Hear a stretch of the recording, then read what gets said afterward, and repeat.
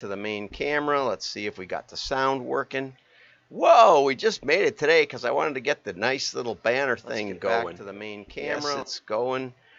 5, 4, 3, 2, 1. I'm John Miglash for the Wisconsin DMA and the International Society for Strategic Marketing. Well, a couple of signs of fall. One is I got my fleece vest on.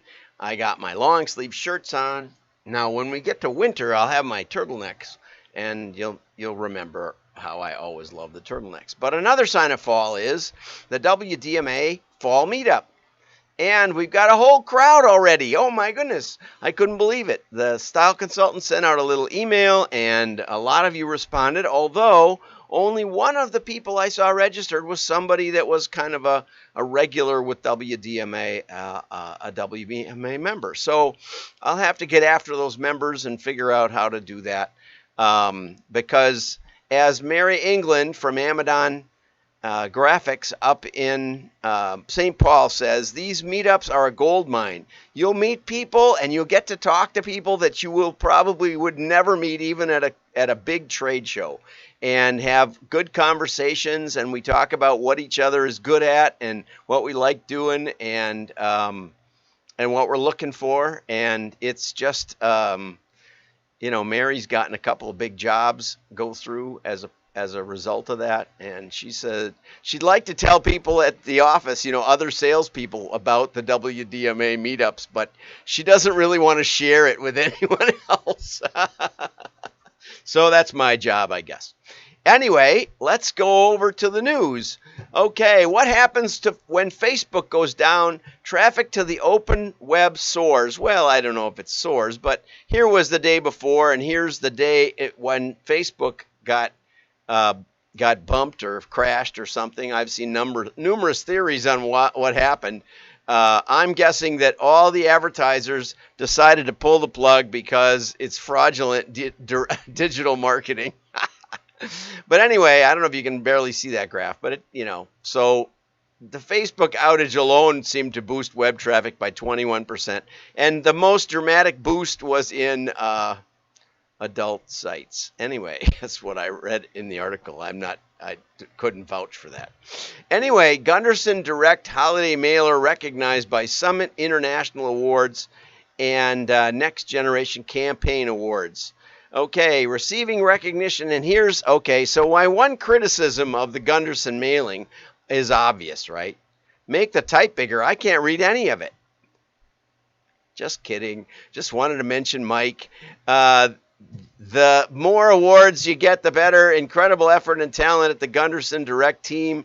And if you got 3 masks, and if you took a picture of yourself and posted it on somewhere on social media, then Gunderson would donate money, and they donated double figures, triple figures, whatever it was. They donated some money to the Alameda Food Bank. I think that's what it was. Anyway, I had it highlighted somewhere. But anyway, they donated to charity, so they had engagement, and they had over 100 people posting sites.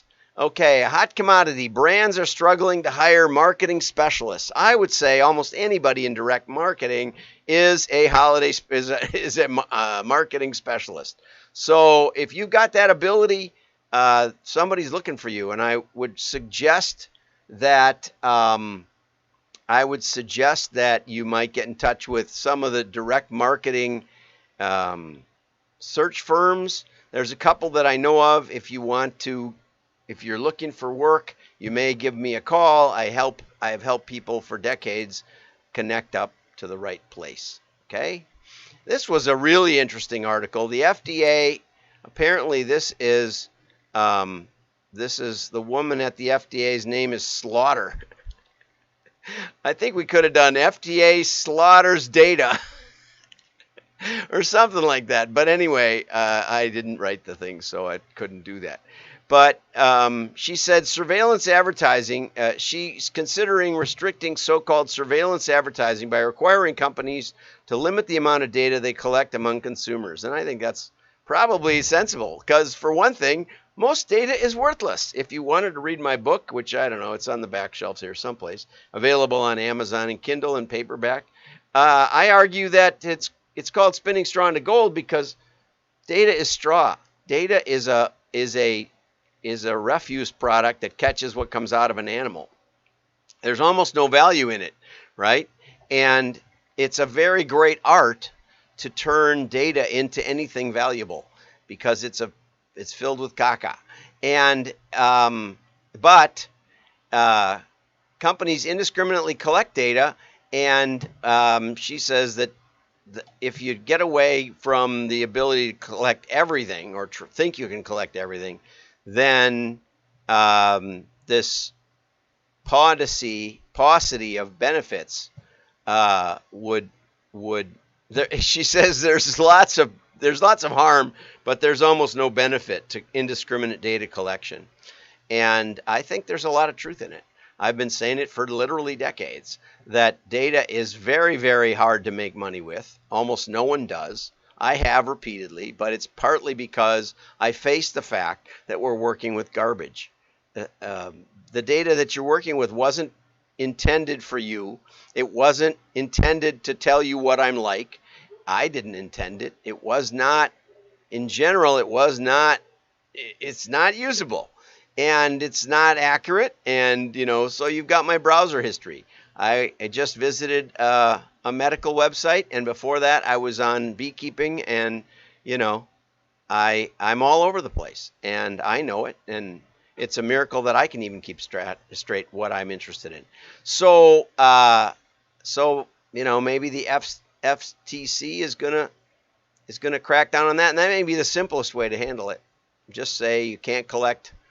Already you're limited in employment data and health data and some other things. The tricky part is that sometimes something happens that we find a piece of data that actually is predictive. Like, for example, the werewolf variable, which I made famous because I don't think anybody else had the curiosity to build it. And what we found was, in some cases, the customers that buy during the full moon are worth like double what everybody else is worth. And so that's kind of amazing. Now let's go over to the last one. Very, very interesting article from they mentioned Polly Wong.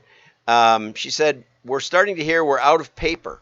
Wong estimates that 100 million catalogs will not be printed this year or reach U.S. homes because of paper shortages. And Mary England, who I mentioned earlier, said that they were turning down work because while they had good relationships with paper companies because they've been in business for decades, if a new company comes to them and says, we can't find a printer that has paper, they try to find them another place to go because they're not going to jeopardize their own good customers for a new customer that's there just because they can't find any place else to go. So, it speaks. One of the things it speaks to is to have relationships, and I don't mean that you go out to eat all the time. I mean that to have business relationships, solid trust relationships where you pay your bills and they deliver the goods, and those kind of things that go on forever mean that you'll get paper when other companies won't,